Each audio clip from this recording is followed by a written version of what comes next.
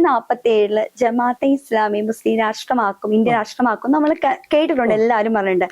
ഇപ്പോ few months ago, അതായത് ഒരു പത്രസമ്മേളനത്തില് ഇതേ ഒരു ക്വസ്റ്റ്യൻ ചോദിച്ചു, വി.ഡി. സതീശനോട് ചോദിച്ചിട്ടുണ്ടായിരുന്നു. ജമാഅത്തെ ഇസ്ലാമി മതരാഷ്ട്രം പറയുന്നല്ലേ എന്ന് ചോദിച്ചപ്പോ വി.ഡി. സതീശൻ പറഞ്ഞൊരു മറുപടി ഉണ്ട്, അവരിപ്പൊ അങ്ങനത്തെ മതരാഷ്ട്രം ഒന്നും പറയാറില്ല എന്ന് പറഞ്ഞു. സത്യത്തിൽ അവർ മതരാഷ്ട്രം പറയാറുണ്ടോ ഇല്ലയോ? ജമാഅത്തെ ഇസ്ലാമിയുടെ രാഷ്ട്രീയം എന്താണെന്നും അവർ വിഭാവനം ചെയ്യുന്ന ഇന്ത്യ എന്താണെന്നും അല്ലെങ്കിൽ അവരെന്താണ് ഉദ്ദേശിക്കുന്നതെന്നും നമുക്ക് എല്ലാവർക്കും വ്യക്തമായിട്ടറിയാം. ഇതിലൊന്നും കൂടുതൽ ചർച്ച ഈ വി.ഡി. സതീശനെ ചേർത്തുകൊണ്ടോ അദ്ദേഹത്തിന്റെ പേര് വന്നുകൊണ്ട് കൂടുതൽ ചർച്ചകളോ അതിന്റെ വ്യാഖ്യാനങ്ങളും വരാതിരിക്കാൻ വേണ്ടിയിട്ട് വളരെ ഡിപ്ലോമാറ്റിക് ആയിട്ട് ഹാൻഡിൽ ചെയ്തതാണ് അദ്ദേഹം. എത്രയൊക്കെ പറഞ്ഞാൽ ഒരു ഇരുത്തം വന്ന രാഷ്ട്രീയക്കാരനാണ്. അപ്പൊ അനാവശ്യ വ്യാഖ്യാനങ്ങൾ ഒഴിവാക്കാൻ വേണ്ടിയിട്ടും കൃത്യമായിട്ട് ഈ ഒരു ഇലക്ഷനിലേക്ക് ടാർഗറ്റ് ചെയ്യാനായിട്ട് അദ്ദേഹത്തിന്റെ ഫോക്കസ് മാറിപ്പോകാതിരിക്കാനുമായിട്ട് അദ്ദേഹത്തിന്റെ നിലപാടെടുത്തിട്ടുള്ളതാണ്. നമ്മളിത് ആ ഒരു ടോപ്പിക് കഴിഞ്ഞു. ഇലക്ഷൻ വരെ ഒരു നയമായിരിക്കും ഈ രാഷ്ട്രീയക്കാർക്ക് എല്ലാവർക്കും.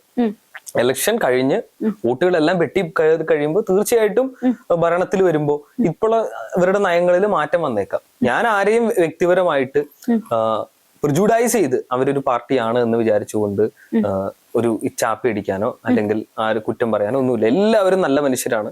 ആ ഒരു പോസിറ്റീവ് മൈൻഡ് സെറ്റിൽ തന്നെ നമുക്ക് നോക്കാം. എല്ലാവരും, നമുക്ക് വെറുപ്പിന്റെ രാഷ്ട്രീയത്തോട് ഒരു തരത്തിലും താല്പര്യമില്ല.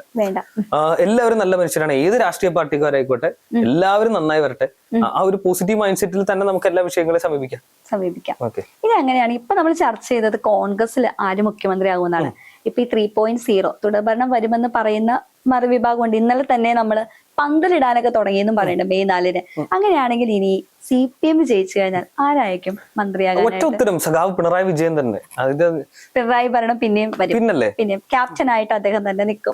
സൂപ്പർ ക്യാപ്റ്റനായിട്ട് ഞാൻ പറഞ്ഞോളൂ. പറയുന്നത് എന്താന്ന് വെച്ച് കഴിഞ്ഞാൽ ഇടതുപക്ഷത്തില് ഒരു ചർച്ച വരുന്നത് ആരൊക്കെ മന്ത്രിമാരാകും എന്നുള്ളത് മാത്രമാണ്. LDF അതില് KM മാണി സാറിന്റെ പാർട്ടി എത്രമാത്രം വോട്ട് പിടിക്കുന്നു, അത് തീർച്ചയായിട്ടും CPI-നേക്കാൾ കൂടുതലാണ് എങ്കിൽ മന്ത്രിസഭയിൽ ആരാണ് രണ്ടാമനാകുക, ബാക്കി ആർക്കൊക്കെ മന്ത്രിസ്ഥാനം കൊടുക്കണം, കഴിഞ്ഞ മന്ത്രിസഭയിൽ കുറെ പ്രശ്നങ്ങൾ പറ്റിയിട്ടുണ്ട്, അപ്പൊ അതിന്റെ അകത്ത് എത്ര പേര് തോക്കും, പുതുമുഖങ്ങൾക്ക് എത്രമാത്രം സ്ഥാനം കൊടുക്കണം, അതൊക്കെ വളരെ ചർച്ച ചെയ്യുന്ന വിഷയങ്ങളാണ്. ഇപ്പൊ നമുക്ക് പറ്റിയിട്ടുള്ള ഏറ്റവും വലിയ മണ്ടത്തരങ്ങളിൽ നിന്നും പാഠം ഉൾക്കൊണ്ടുകൊണ്ട് ഇടതു മുന്നണി ഏറ്റവും മികച്ച മന്ത്രിമാരെ നിർത്തുമെന്നാണ് ഞാൻ വിചാരിക്കുന്നത്.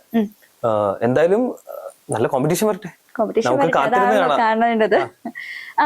പിന്നെ അതുപോലെ തന്നെ പെരുമ്പാവൂരിൽ 2020-നെ 3-ാം സ്ഥാനത്തേക്ക് കടത്തി വെട്ടിക്കുമെന്നൊക്കെ ഒരു അഭ്യൂഹങ്ങളൊക്കെ കേട്ടില്ലേ? എന്താണ് അതിന്റെ ഒരു അഭിപ്രായം? ആളുകൾ പറയുന്നതാണ്. ഇപ്പൊ ഞാൻ എത്ര വോട്ട് പിടിക്കുമെന്ന് എനിക്ക് കൃത്യമായിട്ടുള്ള ഒരു ഐഡിയ ഇല്ല. ഞാൻ സോഷ്യൽ മീഡിയയിലൂടെയാണ് മെയിൻ ആയിട്ട് കാര്യങ്ങളൊക്കെ നോക്കിയത്. ഞങ്ങൾക്ക് ശരിക്കും പറഞ്ഞാൽ റീച്ചൊക്കെ ഭയങ്കര കുറവായിരുന്നു തുടക്കത്തില്. അപ്പൊ അനാവശ്യ വിവാദങ്ങൾ ഈ ആരൊക്കെയോ ചേർന്നുകൊണ്ട് ഇറക്കി വിട്ടു. അപ്പൊ അങ്ങനെയാണ് ഇങ്ങനെ ഒരാൾ നിൽക്കുന്നുണ്ട് എന്ന് പോലും പല സ്ഥലത്തും അറിഞ്ഞിട്ടുള്ളത്. അപ്പോ അത് മാത്രം ആളുകൾ വൈകാരികമായിട്ട് സ്വീകരിച്ചിട്ടുണ്ട് എന്നൊക്കെ.